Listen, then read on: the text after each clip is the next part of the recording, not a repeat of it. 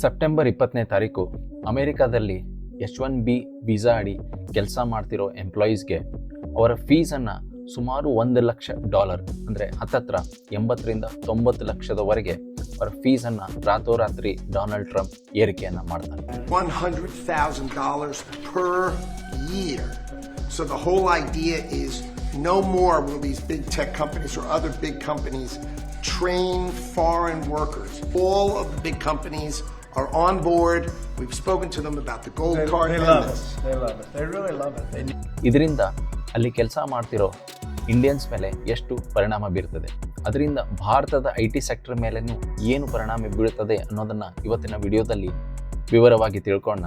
ನಮ್ಮ ಚಾನೆಲ್ನ ಸಬ್ಸ್ಕ್ರೈಬ್ ಮಾಡ್ಕೊಂಡಿಲ್ಲ ಅಂದರೆ ದಯವಿಟ್ಟು ಸಬ್ಸ್ಕ್ರೈಬ್ ಮಾಡ್ಕೊಳ್ಳಿ ಮತ್ತು ಈ ವಿಡಿಯೋನ ಲೈಕ್ ಮತ್ತು ಹೈಪ್ ಮಾಡೋದನ್ನು ಮರಿಬೇಡಿ. ಡೊನಾಲ್ಡ್ ಟ್ರಂಪ್ ಸೆಪ್ಟೆಂಬರ್ 20ನೇ ತಾರೀಕಿಗೆ ಸಡನ್ನಾಗಿ ಒಂದು ಪ್ರೆಸ್ ಕಾನ್ಫರೆನ್ಸನ್ನು ಅರೇಂಜ್ ಮಾಡಿ ಅದರ ಮೂಲಕ H1B ವೀಸಾ ಮೇಲೆ ನಾನು ಸುಮಾರು $1 ಲಕ್ಷ ಫೈನನ್ನು ಅಥವಾ ಅದರ ಫೀಸನ್ನು ನಾನು ಹೈಕ್ ಮಾಡ್ತಾ ಇದ್ದೀನಿ ಅಂತ ಹೇಳಿ ಅನೌನ್ಸ್ ಮಾಡ್ತಾರೆ. ಆವಾಗ ಇಮ್ಮಿಡಿಯೇಟಾಗಿ ಸಾಕಷ್ಟು ಜನರಲ್ಲಿ ಒಂದು ತಳಮಳ ಶುರು ಆಗ್ತದೆ. ಯಾಕಂತಂದರೆ ಈಗಾಗಲೇ ಅಲ್ಲಿ ಕೆಲಸ ಮಾಡ್ತಿರೋ ಇಂಡಿಯನ್ಸ್ಗೆ ಅದು ಅಫೆಕ್ಟ್ ಆಗುತ್ತಾ, ಅಥವಾ ಇನ್ಮೇಲೆ ಯಾರಾದರೂ ಹೊಸದಾಗಿ H1B ವೀಸಾ ಅಪ್ಲೈ ಮಾಡೋಕ್ಕೆ ಹೋದರೆ ಅವರಿಗೆ ಮಾತ್ರನೇ ಅದು ಅಫೆಕ್ಟ್ ಆಗುತ್ತಾ ಅಂತ ಹೇಳಿ. ಇಲ್ಲಿ ಇನ್ನೊಂದು ಕುತೂಹಲಕಾರಿ ವಿಚಾರ ಏನಂತಂತಂದರೆ ಆ $1 ಲಕ್ಷ ಅದು ಒನ್ ಟೈಮ್ ಫೀ ಅಷ್ಟೇ ಅಲ್ಲ, ಪ್ರತಿ ವರ್ಷವೂ ಎವ್ರಿ ಟೈಮ್ ನೀವು ವೀಸಾ ರಿನ್ಯೂವಲ್ ಮಾಡಬೇಕು ಅಥವಾ ಮಾಡದೇ ಇಲ್ಲ ಅಂತಂದ್ರೂ ಪ್ರತಿ ವರ್ಷ ನೀವು $1 ಲಕ್ಷ ಗೌರ್ಮೆಂಟ್ಗೆ ಕಟ್ಟಿ ಆ ವೀಸಾವನ್ನು ಇಟ್ಟುಕೊಂಡು ನೀವಲ್ಲಿ ಕೆಲಸ ಮಾಡಬೇಕಾಗತ್ತೆ. ಇನ್ನೊಂದು ಸ್ವಾರಸ್ಯಕರವಾದ ಸಂಗತಿ ಏನಂತಂದರೆ ಆ $1 ಲಕ್ಷ ಏನಿದೆ, ಸಾಕಷ್ಟು ಜನರ ಅಲ್ಲಿನ ಸ್ಯಾಲ್ರಿ ಕೂಡ $1 ಲಕ್ಷ ಇರಲ್ಲ. ಹೀಗಾಗಿ $1 ಲಕ್ಷ ಕೊಟ್ಟು ಅಲ್ಲಿ ಕೆಲಸ ಮಾಡೋದು ಆಲ್ಮೋಸ್ಟ್ ಇಂಪಾಸಿಬಲ್ ಅಂತ ಟಾಸ್ಕ್ ಆಗುತ್ತೆ. ಇದಕ್ಕೆ ಒಂದೇ ಒಂದು ಸೊಲ್ಯೂಷನ್ ಏನು ಉಳ್ಕೊಳ್ಳುತ್ತೆ ಅಂತಂದರೆ, ಅಲ್ಲಿ ಯಾವ ಕಂಪ್ನಿ ಇಂಡಿಯನ್ಸ್ಗೆ ಹೈಯರ್ ಮಾಡಿರ್ತಾರೋ ಅಂಥ ಕಂಪ್ನೀಸು ಆ H1B ಫೀಸನ್ನು ಕಂಪ್ಲೀಟಾಗಿ ಅವರೇ ಪೇ ಮಾಡಿಕೊಂಡು ಆ ಎಂಪ್ಲಾಯಿನ ಅಲ್ಲೇ ಇಟ್ಕೊಂಡು ಸೇಮ್ ಸ್ಯಾಲ್ರಿಯನ್ನು ಕೊಟ್ಕೊಂಡು ಹೋಗೋದು ಇದೊಂದು ಸೊಲ್ಯೂಷನ್ ಆಗುತ್ತೆ. ಬಟ್ ಕಂಪ್ನೀಸ್ ಇಷ್ಟೆಲ್ಲ ಕಾಸ್ಟನ್ನು ತಮ್ಮ ಕಂಪ್ನಿ ಒಳಗಡೆ ತಗೊಂಡು ಇಷ್ಟೆಲ್ಲ ಬರ್ಡನನ್ನು ಅವರು ಬೇರ್ ಮಾಡ್ತಾರಾ ಅನ್ನೋದೇ ಒಂದು ಯಕ್ಷ ಪ್ರಶ್ನೆಯಾಗಿ ನಿಂತಿದೆ. ಡಿಟೇಲ್ ಆಗಿ ತಿಳ್ಕೊಳ್ಳೋ ಮುಂಚೆ ಈ H1B ವೀಸಾ ಅಂದರೆ ಏನು ಅಂತ ಹೇಳಿ ಬ್ರೀಫಾಗಿ ತಿಳ್ಕೊಳ್ಳೋಣ. H1B ವೀಸಾ ಏನಂತಂದರೆ, ಅಮೇರಿಕಾದಲ್ಲಿ ಲಾಂಗ್ ಟರ್ಮ್ ಅಲ್ಲಿ ವರ್ಕ್ ಮಾಡಬೇಕಂತಂದರೆ ಬೇರೆ ಬೇರೆ ಥರ ವೀಸಾ ಕೊಡ್ತಾರೆ. ವರ್ಕ್ ಮಾಡೋಕ್ಕೆ ಶಾರ್ಟ್ ಟರ್ಮಲ್ಲಿ ಅದಕ್ಕೊಂದು ವೀಸಾ ಕೊಡ್ತಾರೆ. 1 ವರ್ಷ 2 ವರ್ಷ ವರ್ಕ್ ಮಾಡಬೇಕಂದ್ರೆ ಅದಕ್ಕೊಂದು ವೀಸಾ ಇರುತ್ತೆ. ಇದೇ ಥರ ಲಾಂಗ್ ಟರ್ಮ್ 5 ವರ್ಷ 7 ವರ್ಷ ಕೆಲಸ ಮಾಡಬೇಕಂತಂದರೆ ಅದಕ್ಕೆ H1B ವೀಸಾ ಅಂತ ಹೇಳಿ ನಾವು ಕರಿತೀವಿ. ಸೊ ಇಂಥ H1B ವೀಸಾಗೆ ಈಗ ಡೊನಾಲ್ಡ್ ಟ್ರಂಪ್ ಈ ಫೀಸ್ನ ಹೈಕ್ ಮಾಡಿರೋದು. ಈಗ H1B ವೀಸಾ ಮೇಲೆ ಯಾರು ಹೋಗ್ತಾರಪ್ಪ ಅಂತಂದರೆ, ಇಂಡಿಯನ್ IT ಸೆಕ್ಟರಲ್ಲಿ ಕೆಲಸ ಮಾಡ್ತಿರೋ ಎಂಪ್ಲಾಯೀಸೇ ಹೆಚ್ಚು ಅಲ್ಲಿ ಅಮೇರಿಕನ್ IT ಕಂಪ್ನೀಸಲ್ಲಿ ಪೋಸ್ಟಿಂಗಾಗಿ ಹೋಗಿರ್ತಾರೆ ಅಥವಾ ಅಮೇರಿಕನ್ ಕಂಪ್ನಿಯಲ್ಲಿ ಡೈರೆಕ್ಟ್ ಎಂಪ್ಲಾಯಿ ಆಗಿ ಹೋಗಿರ್ತಾರೆ. ಇದು ಟೆಕ್ನಿಕಲ್ ಮತ್ತು IT ಸೆಕ್ಟರ್ಗೆ ಸ್ಪೆಸಿಫಿಕ್ ಆಗಿರೋದ್ರಿಂದ ಇಂಡಿಯನ್ಸಲ್ಲಿ ಸಾಕಷ್ಟು ನಂಬರ್ಸಲ್ಲಿ ಹೋಗ್ತಾರೆ. ಒಂದು ಅಂಕಿಅಂಶ ಪ್ರಕಾರ ಟೋಟಲ್ ವೀಸಾಸ್ ಏನು US ಕಂಪ್ನೀಸ್ ಇಶ್ಯೂ ಮಾಡ್ತಾವೋ ಅದರಲ್ಲಿ ಸುಮಾರು 71% ವೀಸಾಸ್ ಡೈರೆಕ್ಟಾಗಿ ಇಂಡಿಯನ್ಸ್ಗೆ ಹೋಗೋದು. ಅದಾದ ಮೇಲೆ 2ನೇ ನಂಬರಲ್ಲಿ ಚೈನಾದ 12% ವೀಸಾಸು ತೊಗೊಂಡಿರ್ತಾರೆ. ಡೊನಾಲ್ಡ್ ಟ್ರಂಪ್ ಅವರ ವಿಚಾರ ಏನಾಗಿದೆ ಅಂತಂದರೆ, ಈ H1B ಫೀಸ್ ಹೈಕ್ ಮಾಡೋದ್ರಿಂದ ಅಲ್ಲಿರೋ IT ಕಂಪ್ನೀಸ್ ಅಥವಾ ಟೆಕ್ನಾಲಜಿಕಲ್ ಕಂಪ್ನೀಸ್ ಏನು ಮಾಡ್ತಾರೆ, ಇಂಡಿಯನ್ಸನ್ನು ಕೈ ಬಿಟ್ಟು ಅಲ್ಲಿನ ಲೋಕಲ್ ಅಮೇರಿಕನ್ಸ್ಗೆ ಅವರು ಹೈರ್ ಮಾಡ್ತಾರೆ ಅಂತ ಹೇಳಿ ಅಂದ್ಕೊಂಡು ಈ ನಿರ್ಧಾರವನ್ನು ತೊಗೊಂಡಿದ್ದಾರೆ. ಆದರೆ ಸತ್ಯಾಸತ್ಯತೆಯನ್ನು ಸಂಪೂರ್ಣವಾಗಿ ಅವರು ಅರ್ಥ ಆಗಿಲ್ಲ. ಯಾಕಂತಂದರೆ IT ಕಂಪ್ನೀಸ್ ಇಂಡಿಯನ್ಸ್ಗೆ ಪ್ರಿಫೇರ್ ಮಾಡೋದು ಒಂದು ಕಾರಣ ಏನಂತಂದರೆ, ಒಂದು ಲಾರ್ಜ್ ನಂಬರ್ಸಲ್ಲಿ ನಿಮಗೆ ದೊಡ್ಡ ಪ್ರಮಾಣದಲ್ಲಿ 1,500 ಜನ ನಿಮಗೆ ಎಂಪ್ಲಾಯೀಸ್ ಬೇಕಂತಂದರೆ ಇಂಡಿಯಾದಿಂದ ಸಾಕಷ್ಟು ಜನರು ನಿಮಗೆ IT ಅಲ್ಲಿ ಟ್ರೈನ್ಡ್ ಆಗಿರೋ ಎಂಪ್ಲಾಯೀಸು ನಿಮಗೆ ಸಿಗ್ತಾರೆ. ಪ್ಲಸ್ ಅವರಿಗೆ ಇಂಗ್ಲೀಷ್ ಫ್ಲೂಯೆನ್ಸಿ ಇರೋದ್ರಿಂದ ಅಮೆರಿಕಾದಲ್ಲಿ ಕೆಲಸ ಮಾಡೋಕ್ಕೂ ಸುಲಭ ಆಗ್ತದೆ ಅಂತ ಹೇಳಿ ಇಂಡಿಯನ್ಸ್ಗೆ ಅವರು ಪ್ರಿಫರ್ ಮಾಡ್ತಾರೆ. ಆದರೆ ಅಮೇರಿಕಾದಲ್ಲಿ ಈಗ ಸಡನ್ನಾಗಿ 500,000 ಒಂದು ಕಂಪ್ನಿಯಿಂದ ಬಿಟ್ಟು ಹೋದ್ರಂತಂದರೆ ಆ ಒಂದು ಕಂಪ್ನಿಗೆ 500 ಜನ ಭರಿಸ್ಬೇಕಂತಂದರೆ ಅಮೇರಿಕಾದಲ್ಲಿ ಅಷ್ಟು ಅಮೇರಿಕನ್ಸ್ ಏನಿದ್ದಾರೆ ಅವರ ಸಂಖ್ಯೆ ಇದನ್ನು ಇಮಿಡಿಯೇಟಾಗಿ ಭರಿಸೋಕ್ಕೆ ಸಾಧ್ಯ ಇಲ್ಲ. ಲಕ್ಷಾಂತರ H1B ವೀಸಾ ಹೋಲ್ಡರ್ಸು ಅಮೇರಿಕಾದೆಲ್ಲೆಡೆ ಕೆಲಸ ಮಾಡ್ತಿದ್ದಾರೆ. ಅದರಲ್ಲಿ 70% ರಾತ್ರೋರಾತ್ರಿ ಅವರ ವೀಸಾಗೆ ಅವರು ಫೀಸ್ ಕಟ್ಟಬೇಕಾಗಿ ಏನಾದರೂ ಬಂತಂತಂದರೆ ಅದರಲ್ಲಿ ಇವನ್ 50% ಜನರು ಆ ವೀಸಾ ಎಕ್ಸ್ಪೈರ್ ಆಗಿ ಅಥವಾ ಏನೇ ಬೇರೆ ಕಾರಣದಿಂದ ಅವರು ಅಲ್ಲಿ ವರ್ಕ್ ಮಾಡೋಕ್ಕೆ ಆಗದೆ ಇಂಡಿಯನ್ಸ್ ವಾಪಸ್ ಬಂದುಬಿಟ್ರೆ ಇಮಿಡಿಯೇಟಾಗಿ ಅಂಥ ಸಂಖ್ಯೆಯನ್ನು ಅಮೇರಿಕಾಗೆ ರಾತ್ರೋರಾತ್ರಿ ಭರಿಸಲಿಕ್ಕೆ ಆಗಲ್ಲ. ಯಾಕಂತಂದರೆ ಅಂಥ ಎಕ್ಸ್ಪೀರಿಯನ್ಸ್ ಮತ್ತು ಟ್ಯಾಲೆಂಟ್ ಇರೋ ಅಲ್ಲಿನ ಅಮೇರಿಕನ್ಸ್ ಇಮಿಡಿಯೇಟಾಗಿ ಅಷ್ಟೊಂದು ಸಂಖ್ಯೆಯಲ್ಲಿ ನಿಮಗೆ ಸಿಗೋದಿಲ್ಲ. Over a period of time ಆಯಿತು ಅವರಿಗೆ ಟ್ರೈನಿಂಗ್ ಕೊಟ್ಟು ನಾವು ನಂಬರ್ಸನ್ನು ಭರಿಸ್ತೇವೆ ಅಂತಂದರೆ ಅಷ್ಟೊತ್ತಿಗೆ ಅಂಥ ಕಂಪ್ನೀಸ್ ಸಾಕಷ್ಟು ಏಟನ್ನು ತಿಂದಿರ್ತವೆ. ಈ $1,00,000 ಅವರೇ ಸ್ವತಃ ಪೇ ಮಾಡಿ ಇಂಡಿಯನ್ಸ್ಗೆ ಇಟ್ಕೊಂಡು ಅಲ್ಲಿವರೆಗೂ ಬೇರೆ ಲೋಕಲ್ ಎಂಪ್ಲಾಯೀಸ್ಗೆ ಟ್ರೈನ್ ಮಾಡಿ ಆಮೇಲೆ ಸ್ಲೋಲಿ ಇಂಡಿಯನ್ಸನ್ನು ತೆಗಿಬೇಕಂತಂದರೆ ಅಷ್ಟೊತ್ತಿಗೆ 1 ಲಕ್ಷ ಪ್ರತಿಯೊಬ್ಬ ಎಂಪ್ಲಾಯಿ ಮೇಲೆ ಅವ್ರು ಖರ್ಚು ಮಾಡೋದಂತಂದರೆ ಅದು ಕಂಪ್ನೀಸ್ಗೆ ಸಾಕಷ್ಟು ಫೈನಾನ್ಷಿಯಲಿ ಹೊಡೆತವನ್ನು ಕೊಡ್ತದೆ. ಅಲ್ಲಿ ಅಥವಾ ಇಮಿಡಿಯೇಟಾಗಿ ಇಂಡಿಯನ್ಸ್ನ ಅಲ್ಲಿ ಯಾರ್ಯಾರ್ದು ವೀಸಾ ಎಕ್ಸ್ಪೈರ್ ಆಗಿರ್ತಾರೋ ಅವ್ರಿಗೆ ಮನೆಗೆ ಕಳಿಸ್ಬಿಟ್ಟು ಅಲ್ಲಿನ ಅಮೇರಿಕನ್ಸ್ಗೆ ತೊಗೊಂಡು ಅವರಿಗೆ IT ಅಥವಾ ಟೆಕ್ನಾಲಜಿ ಸ್ಪೆಸಿಫಿಕ್ ಟ್ರೈನಿಂಗನ್ನು ಕೊಟ್ಟು ಅವರಿಗೆ ಕಂಪ್ನಿಯಲ್ಲಿ ಕೆಲಸ ಕೊಡಬೇಕಂತಂದರೆ ಇದು ಒಂದು ಲಾಂಗ್ ಟರ್ಮ್ ಪ್ರಾಜೆಕ್ಟ್ ಆಗುತ್ತೆ. ಮುಂದಿನ 2 ವರ್ಷ 3 ವರ್ಷದವರೆಗೂ ಅಲ್ಲಿ ಆ ಕಂಪ್ನೀಸ್ ಏನಿದೆ 100% ಪ್ರೊಡಕ್ಟಿವಿಟಿಯಲ್ಲಿ ಕೆಲಸ ಮಾಡೋಕ್ಕೆ ಆಗಲ್ಲ. ಆಮೇಲೆ ಅಮೇರಿಕಾ ಇವತ್ತು ಚೈನಾ ವಿರುದ್ಧ ಆರ್ಟಿಫಿಷಿಯಲ್ ಇಂಟೆಲಿಜೆನ್ಸ್ ರೇಸಲ್ಲಿ ಕಾಂಪಿಟೇಷನ್ನ ಮಾಡ್ತಾ ಇದೆ. ಸೊ ಇಂಥ ಟೈಮಲ್ಲಿ ಈ ನಿರ್ಧಾರದಿಂದ ಆ AI ರೇಸ್ನಲ್ಲಿ ಏನು ಟ್ಯಾಲೆಂಟೆಡ್ ಪೂಲ್ ಬೇಕಾಗಿತ್ತೋ ಆ ಟ್ಯಾಲೆಂಟೆಡ್ ಪೂಲ್ ಇಂಡಿಯಾ ಮಾತ್ರ ಕೊಡೋಕ್ಕೆ ಸಾಧ್ಯ ಆಗಿದೆ.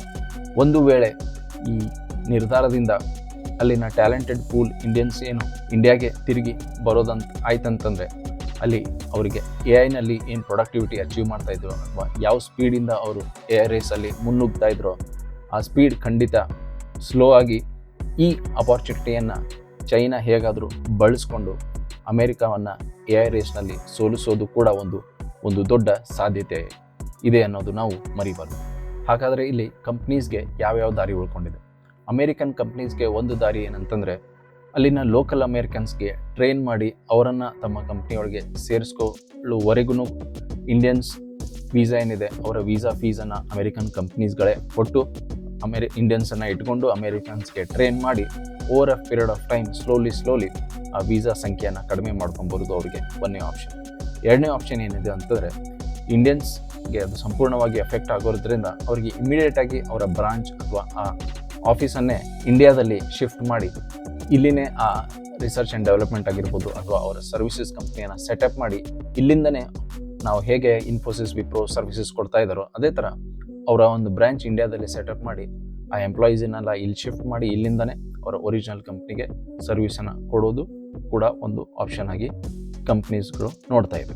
ಅದೇ ಥರ ಮೂರನೇ ಆಪ್ಷನ್ ಏನಾಗುತ್ತೆ ಅಂತಂದರೆ ಇಮಿಡಿಯೇಟಾಗಿ ಅಲ್ಲಿಂದ ಯಾರ್ಯಾರು ವೀಸಾ ಎಕ್ಸ್ಪೈರ್ ಆಗಿರ್ತಾರೋ ಅವರಿಗೆ ರಿನ್ಯೂವಲ್ ಮಾಡ್ದೇ ಬಿಟ್ಟು ಕಳಿಸಿ ಆಮೇಲೆ ಅಲ್ಲಿನ ಅಮೇರಿಕನ್ಸ್ಗೆ ಸ್ಲೋಲಿ ಟ್ರೈನಿಂಗ್ ಕೊಡ್ತಾ ಸೈಡ್ ಬೈ ಸೈಡ್ ಆಟೋಮೇಷನ್ ಮೇಲೆ ಜಾಸ್ತಿ ಫೋಕಸ್ ಮಾಡಿ ಆ ಆಟೋಮೇಷನ್ ಮೂಲಕ ಈ ಎಂಪ್ಲಾಯೀಸ್ನ ಏನು ಕೊರತೆ ಇರುತ್ತೋ ಆ ಕೊರತೆಯನ್ನು ನೀಗಿಸೋ ಒಂದು ಆಪರ್ಚುನಿಟಿ ಕೂಡ ಕಂಪ್ನೀಸ್ಗಳು ಬಳಸ್ಕೋಬಹುದು. ಇದೆಲ್ಲದರಲ್ಲೂ ಒಂದು ಮಾತ್ರ ನಿಜ, ಈ ಕಂಪ್ನೀಸ್ಗಳ ಪ್ರೊಡಕ್ಟಿವಿಟಿ ಅಂತೂ ಖಂಡಿತವಾಗ್ಲೂ ಅಫೆಕ್ಟ್ ಆಗ್ತದೆ. ಅವು ಯಾವ ಸ್ಪೀಡಿಂದ AI ಆಗಿರ್ಬೋದು ಅಥವಾ ಬೇರೆ ಸರ್ವಿಸ್ ಸೆಕ್ಟರ್ನಲ್ಲಿ ಮುನ್ನುಗ್ತಾ ಇದ್ವೋ ಆ ಸೆಕ್ಟರ್ಗೆ ಖಂಡಿತವಾಗ್ಲೂ ಅಫೆಕ್ಟ್ ಆಗಿ ಇದರಿಂದ ಓವರ್ ಆಲ್ ಅಮೇರಿಕನ್ ಎಕನಾಮಿಗೆ ಅಫೆಕ್ಟ್ ಆಗ್ತದೆ. ಯಾಕಂತಂದರೆ ಇವತ್ತು ಅಮೇರಿಕನ್ ಎಕನಾಮಿ ನಿಂತಿರೋದೇ ರಿಸರ್ಚ್ ಡೆವಲಪ್ಮೆಂಟ್ ಮತ್ತು ಇನೋವೇಷನ್ ಮೇಲೆ.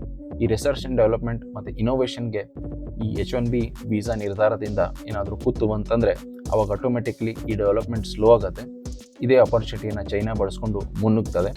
ಒಂದು ವೇಳೆ ಈ ರಿಸರ್ಚ್ ಆ್ಯಂಡ್ ಡೆವಲಪ್ಮೆಂಟ್ ಅಮೇರಿಕಾದಲ್ಲಿ ಸ್ಲೋ ಆಯ್ತು ಅಂತಂದರೆ ಅವರಿಗೆ ಎಕನಾಮಿ ಏನಿತ್ತು ಇದು ಟೆಕ್ನಾಲಜಿಕಲ್ ಸೆಕ್ಟರ್ದಿಂದನೇ ಅವರ ಎಕನಾಮಿಗೆ ಒಂದು ದೊಡ್ಡ ಕಾಂಟ್ರಿಬ್ಯೂಷನ್ ಬರ್ತಾ ಇತ್ತು. ಅದು ಈ ಸ್ಲೋಡೌನ್ದಿಂದ ಅವ್ರ ಎಕನಾಮಿ ಕೂಡ ಆಲ್ರೆಡಿ ಅವರು ಸ್ಲೋ ಪೇಸಲ್ಲಿ ಮಂದಗತಿಯಲ್ಲಿ ಸಾಗ್ತಾ ಇದೆ. ಈ ನಿರ್ಧಾರದಿಂದ ಆ ಮಂದಗತಿ ಇನ್ನಷ್ಟು ಕುಸಿದು ಅಲ್ಲಿ ರಿಸೆಷನ್ ಅಥವಾ ಡಿಪ್ರೆಷನ್ ಬರುವ ಒಂದು ಸಾಧ್ಯತೆ ಕೂಡ ಅಮೇರಿಕನ್ ಎಕನಾಮಿಗೆ ಇದೆ. ಹಾಗಾದರೆ ಈಗ ಅಲ್ಲಿ ಕೆಲಸ ಮಾಡ್ತಿರೋ ಇಂಡಿಯನ್ಸ್ಗಳು ಏನು ಮಾಡಬೇಕು? ಆಮೇಲೆ ಭಾರತ ಸರ್ಕಾರ ಈ ವಿಚಾರದಲ್ಲಿ ಏನು ಮಾಡ್ಬೋದು? ಅಲ್ಲಿ ಕೆಲಸ ಮಾಡ್ತಿರೋ ಎಂಪ್ಲಾಯೀಸ್ ಅವರ ವೀಸಾ ಸ್ಟೇಟಸ್ ಈಗ ಆ್ಯಕ್ಟಿವ್ ಇತ್ತಂತಂದರೆ ಅವ್ರಿಗೆ ಇಮಿಡಿಯೇಟಾಗಿ ಯಾವುದೇ ಪ್ರಾಬ್ಲಮ್ ಬರೋಲ್ಲ. ಯಾಕಂತಂದರೆ ಅವರು ಈ ವರ್ಷ ಆರಾಮಾಗಿ ಕೆಲಸ ಮಾಡ್ಬೋದು.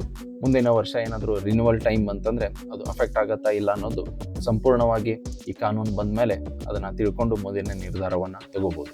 ಅಥವಾ ಆಲ್ರೆಡಿ ಈಗ ಎಕ್ಸ್ಪೈರ್ ಆಗಿದೆ, ಈಗ ರಿನ್ಯೂವಲ್ ಮಾಡೋಕೆ ಅವರು $1,00,000 ಕೇಳ್ತಾ ಇದ್ದಾರೆ ಅಂತಂದರೆ ಅಂಥವರು ಇಂಡಿಯಾದಲ್ಲಿ ಉಳ್ಕೊಂಡು ಅವರ ಕಂಪ್ನಿ ಜೊತೆ ಮಾತಾಡಿಕೊಂಡು ಮುಂದಿನ ನಿರ್ಧಾರ ಏನಾಗುತ್ತೋ ಅದರ ಪ್ರಕಾರ ಅವರು ಇಂಡಿಯಾದಲ್ಲೇ ಇದ್ದುಕೊಂಡು ಅಮೇರಿಕನ್ ಕಂಪ್ನಿಗೆ ಕೆಲಸ ಮಾಡ್ಬೋದು. ಅಥವಾ ಇಂಡಿಯಾದಲ್ಲಿನೇ ಬೇರೆ ಯಾವುದಾದ್ರೂ ಕಂಪ್ನಿಗೆ ಕೆಲಸ ಮಾಡಿಕೊಂಡು ಆ್ಯಸ್ ಯೂಶುವಲ್ ನಮ್ಮ ಬೆಂಗಳೂರಲ್ಲಿ ಹೇಗೆ ಕೆಲಸ ಮಾಡ್ತಾ ಇರ್ತೀವೋ ಅದೇ ಥರ ಕೆಲಸವನ್ನು ಮುಂದುವರಿಸ್ಕೊಂಡು ಹೋಗೋದು. ಆಮೇಲೆ ಆಲ್ರೆಡಿ ಎಕ್ಸಿಸ್ಟಿಂಗ್ ವೀಸಾ ಹೋಲ್ಡರ್ಸು ಯಾವುದೋ ಕಾರಣಕ್ಕೆ ಇಂಡಿಯಾಗೆ ಬಂದಿರ್ತಾರೆ, ಅವರು ವಾಪಸ್ ಹೋದರೆ ಅವ್ರಿಗೇನಾದರೂ ಅಫೆಕ್ಟ್ ಆಗುತ್ತಾ ಅಂತಂದರೆ ಇಲ್ಲಿ ಈ ಕಾನೂನು ಸಂಪೂರ್ಣವಾಗಿ ಪ್ರಕಟ ಮಾಡದೇ ಇರೋದ್ರಿಂದ ಅದರ ಕ್ಲಾರಿಟಿ ಇನ್ನೂ ಬಂದಿಲ್ಲ. ಇಂಡಿಯಾದಲ್ಲಿ ಈಗ ಟೆಂಪರರಿ ಬಂದವರು ಮತ್ತೆ ಹೋಗಿ ಅವರ ಕಂಪ್ನಿಗೆ ಜಾಯಿನ್ ಆಗ್ಬೋದಾ ಇಲ್ಲ ಅನ್ನೋದು ಕನ್ಫ್ಯೂಷನ್ ಇದೆ. ಈ ಕನ್ಫ್ಯೂಷನನ್ನು ಕಂಪ್ನೀಸ್ಗಳು ತಮ್ಮ ಲೀಗಲ್ ಟೀಮನ್ನು ಕಾಂಟ್ಯಾಕ್ಟ್ ಮಾಡಿ ಆಮೇಲೆ ಸರ್ಕಾರದ ಜೊತೆ ಮಾತಾಡಿಕೊಂಡು ಇನ್ನೂ ಹೆಚ್ಚಿನ ಕ್ಲಾರಿಟಿ ತಗೊಳ್ಳೋದ್ರಲ್ಲಿ ಇದ್ದಾರೆ. ಹಾಗಿರುವಾಗ ಅಂಥ ಎಂಪ್ಲಾಯೀಸು ಇಂಡಿಯಾದಲ್ಲೇ ಉಳ್ಕೊಂಡು ಅವರ ಕಂಪ್ನಿ ಜೊತೆ ಕಾಂಟ್ಯಾಕ್ಟ್ ಮಾಡಿಕೊಂಡು ಮುಂದಿನ ಏನು ನಿರ್ಧಾರ ಅಥವಾ ಏನು ಸ್ಟೆಪ್ ತೊಗೋಬೇಕು ಅನ್ನೋದು ಅವರು ಕಂಪ್ನಿಯೊಂದಿಗೆ ಚರ್ಚೆ ಮಾಡಿಕೊಂಡು ಅವರ ಮುಂದಿನ ನಿರ್ಧಾರವನ್ನು ತಗೋಬೋದು. ಆಮೇಲೆ ಭಾರತದ ಸರ್ಕಾರದ ಪಾತ್ರ ಏನು ಬರುತ್ತೆ ಅಂದರೆ ತಮ್ಮ ಬ್ಯಾಕ್ ಚಾನೆಲ್ ಡಿಪ್ಲೊಮೆಸಿ ಮೂಲಕ ಒಂದು ಫ್ಯಾಮ್ಲೀಸ್ಗೆ ಏನಾದರೂ ಅಫೆಕ್ಟ್ ಆಗ್ತಾ ಇದೆ ಅಂತಂದರೆ ಅಂಥ ಫ್ಯಾಮ್ಲೀಸ್ಗೆ ಇಂಪ್ಯಾಕ್ಟನ್ನು ಕಡಿಮೆ ಮಾಡಿಸೋದ್ರಲ್ಲಿ ಅಥವಾ ಇದಕ್ಕೇನಾದರೂ ಒಂದು ಆಲ್ಟರ್ನೇಟಿವ್ ಸೊಲ್ಯೂಷನ್ ಹುಡುಕೋದ್ರಲ್ಲಿ ಭಾರತ ಅಮೆರಿಕ ಜೊತೆ ಮಾತಾಡಿಕೊಂಡು ಇದಕ್ಕೇನಾದರೂ ಒಂದು ಸೊಲ್ಯೂಷನ್ ಕಂಡುಕೋಬೋದು. ಅಥವಾ ಈ ವಿಚಾರದಲ್ಲಿ ಡೊನಾಲ್ಡ್ ಟ್ರಂಪ್ ಯಾವುದೇ ಕಾರಣಕ್ಕೂ ಬಗ್ಗೋದಿಲ್ಲ ಅಂತೇನಾದರೂ ಆಯ್ತು ಅಂತಂದರೆ ಅಂಥವರಿಗೆ ಭಾರತ ಸರ್ಕಾರ ಲೀಗಲ್ ಹೆಲ್ಪ್ ಕೊಡೋದಾಗಲಿ ಅಥವಾ ಅವರೇನಾದರೂ ಅಲ್ಲಿಂದ ವಾಪಸ್ ಇಲ್ಲಿಗೆ ಬರ್ತಾರೆ ಅಂತಂದರೆ ಅವರಿಗೆ ಕೌನ್ಸಿಲಿಂಗ್ ಕೊಡೋದಾಗಲಿ ಅಥವಾ ಯಾವುದೇ ಥರದ ಒಂದು ಕನ್ಸಲ್ಟಿಂಗ್ ಹೆಲ್ಪ್ ಕೊಡೋದಾಗಲಿ ಇಂಥ ಕೆಲಸವನ್ನು ಭಾರತ ಮಾಡಿ ಅವರಿಗೆ ಅಲ್ಲಿಂದ ಇಲ್ಲಿ ಬರಬೇಕಂತಂದರೆ ಅವರ ಪ್ರಾಸೆಸನ್ನು ಸಿಂಪ್ಲಿಫೈ ಮಾಡಿಕೊಂಡು ಈಸಿಯಾಗಿ ಮಾಡಿಕೊಡ್ಬೋದು. ಅಥವಾ ಇನ್ನೂ ಡ್ರಾಸ್ಟಿಕ್ ಏನಾದರೂ ಸ್ಟೆಪ್ ತೊಗೋಬೇಕಂತಂದರೆ ಭಾರತ ಕೂಡ ಅಮೇರಿಕಾಗೆ ಏನಾದರೂ ಒಂದು ಪಾಠ ಕಲಿಸೋಕೆ ಒಂದು ದೊಡ್ಡ ನಿರ್ಧಾರವನ್ನು ಅನೌನ್ಸ್ ಮಾಡಿ ಅವರು ಹೇಗಾದರೂ ಮಾಡಿ ಈ ನಿರ್ಧಾರವನ್ನು ಇಂಡಿಯನ್ಸ್ಗೆ ಎಕ್ಸೆಂಪ್ಟ್ ಮಾಡೋ ಥರ ಮಾಡೋದು ಕೂಡ ಭಾರತಕ್ಕೆ ಒಂದು ಆಪ್ಷನ್ ಆಗಿದೆ. ನರೇಂದ್ರ ಮೋದಿಯವರು ನಿನ್ನೆ ಒಂದು ಸ್ಪೀಚಲ್ಲಿ ಹೇಳ್ತಾರೆ, ಭಾರತದ ಶತ್ರು ಯಾರಾದರೂ ಆಗಿದ್ದರೆ ಅದು ಭಾರತ. ಯಾಕಂತಂದರೆ ಎಲ್ಲಿವರೆಗೂ ನಾವು ಬೇರೆಯವ್ರ ಮೇಲೆ ನಿರ್ಭರವಾಗ್ತಿರ್ತೀವೋ ಅಲ್ಲಿವರೆಗೂ ನಮ್ಮ ಶತ್ರು ನಾವೇ ಆಗಿರ್ತೀವಿ. ಹಾಗಾದರೆ ಇದಕ್ಕೆ ಸೊಲ್ಯೂಷನ್ ಏನಂತಂದರೆ ನಾವು ನಮ್ಮ ಆತ್ಮನಿರ್ಭರತೆಯನ್ನು ಆದಷ್ಟು ಬೇಗ ಕಂಡುಕೊಳ್ಳೋದು, ಅದರೆಡೆಗೆ ಕೆಲಸ ಮಾಡೋದೇ ಇದು ಒಂದು ಸೊಲ್ಯೂಷನ್ ಅಂತ ಹೇಳಿ ಒಂದು ದೃಷ್ಟಿಯಲ್ಲಿ ಈಗ ನಾವು ಏನು ಮಾಡೋಕ್ಕಾಗಲ್ಲ, ಈಗ ಆ ನಿರ್ಧಾರವನ್ನು ಅಮೆರಿಕ ತೊಗೊಂಡಾಗಿದೆ, ಹೀಗಾಗಿ ನಾವೇನಿದ್ರೂ ನಮ್ಮ ಕಾಲ ಮೇಲೆ ನಿಂತ್ಕೊಳ್ಳೋ ಜವಾಬ್ದಾರಿ ನಮ್ಮ ಮೇಲೆ ಇದೆ ಅಂತ ಹೇಳಿ ಒಂದು ಮೆಸೇಜನ್ನು ಕೂಡ ಅಮೆರಿಕಾದಲ್ಲಿ ಕೆಲಸ ಮಾಡ್ತಿರೋ ಟೆಕ್ಕಿಗರಿಗೆ ನರೇಂದ್ರ ಮೋದಿಯವರು ಕೊಟ್ಟಿದ್ದಾರೆ. ಸೊ ಇದರಿಂದ ಭಾರತ ಮತ್ತು ಅಮೆರಿಕ ನಡುವಿನ ಸಂಬಂಧ ಇನ್ನೂ ಕೆಟ್ಟದಾಗತ್ತಾ ಅನ್ನೋದು ನಾವು ಕಾದು ನೋಡಬೇಕು. ಆಮೇಲೆ ಅಮೇರಿಕ ಇದೇನಾದರೂ ಟೆಂಪ್ರರಿ ಒಂದು 30 days 60 days ಮಾಡಿ ಮುಂದೆ ನಾಳೆ ಅಮೇರಿಕನ್ ಗೌರ್ಮೆಂಟ್ಗೂ ಸಾಕಷ್ಟು ಪ್ರೆಷರ್ ಬರ್ತಾ ಇದೆ, ಅದರಿಂದ ಏನಾದರೂ ಈ ಡಿಸಿಷನನ್ನು ಹಿಂಪಡ್ಕೋತಾರೆ ಅನ್ನೋದನ್ನು ಕೂಡ ನಾವು ಕಾದು ನೋಡಬೇಕು. ಆಮೇಲೆ ಈಗಾಗಲೇ ನ್ಯೂಸಲ್ಲಿ ಆಮೇಲೆ ಸಾಕಷ್ಟು TV ಚಾನೆಲ್ಸ್ಗಳಲ್ಲಿ ಎಕ್ಸ್ಪರ್ಟ್ಸ್ ಬಂದು ಏನು ಹೇಳ್ತಾ ಇದ್ದಾರೆ ಅಂತಂದರೆ ಇದು ಅವರ ಪಾರ್ಲಿಮೆಂಟಲ್ಲಿ ಪಾಸ್ ಆಗದೇ ಇರುವಂಥ ಕಾನೂನು, ಹಾಗಾಗಿ ಇದು ಸುಪ್ರೀಂ ಕೋರ್ಟ್ವರೆಗೂ ಹೋಗಿ ಕೋರ್ಟ್ದಿಂದ ಇದಕ್ಕೆ ಒಂದು ತಡೆಯಾಜ್ಞೆ ಬರ್ಬೋದು ಅನ್ನೋದು ಕೆಲವರ ಒಂದು ಒಪಿನಿಯನ್ ಆಗಿದೆ. ಹೀಗಾಗಿ ನಾಳೆ ಈ ಆರ್ಡರನ್ನು ಕೋರ್ಟ್ ಸ್ಟೇ ಮಾಡ್ತಂತಂದರೆ ಆವಾಗ ಕೊಂಚ ಮಟ್ಟಿಗೆ ಅಲ್ಲಿ ಇಂಡಿಯನ್ಸ್ ಕೆಲಸ ಮಾಡ್ತಿರೋರಿಗೆ ಸ್ವಲ್ಪ ರಿಲೀಫ್ ಸಿಗ್ಬೋದು. ಸೊ ಇದು ಇವತ್ತಿನ ವಿಡಿಯೋ ಆಗಿತ್ತು. ಈ ವಿಡಿಯೋ ಇಷ್ಟ ಆದರೆ ದಯವಿಟ್ಟು ಲೈಕ್ ಮತ್ತು ಹೈಪ್ ಮಾಡಿ, ನಿಮ್ಮ ಅನಿಸಿಕೆಗಳನ್ನು ಕಾಮೆಂಟ್ ಮಾಡೋದನ್ನು ಮರಿಬೇಡಿ. ಚಾನಲ್ ಸಬ್ಸ್ಕ್ರೈಬ್ ಮಾಡ್ಕೊಂಡಿಲ್ಲ ಅಂದರೆ ದಯವಿಟ್ಟು ಚಾನಲ್ನ ಸಬ್ಸ್ಕ್ರೈಬ್ ಮಾಡ್ಕೊಳ್ಳಿ. ಆಮೇಲೆ ಈ ವಿಡಿಯೋ ಇಷ್ಟ ಆದರೆ ಈ ವಿಡಿಯೋವನ್ನು ಕ್ಲಿಕ್ ಮಾಡಿ ಇಲ್ಲಿ ನೋಡಿ.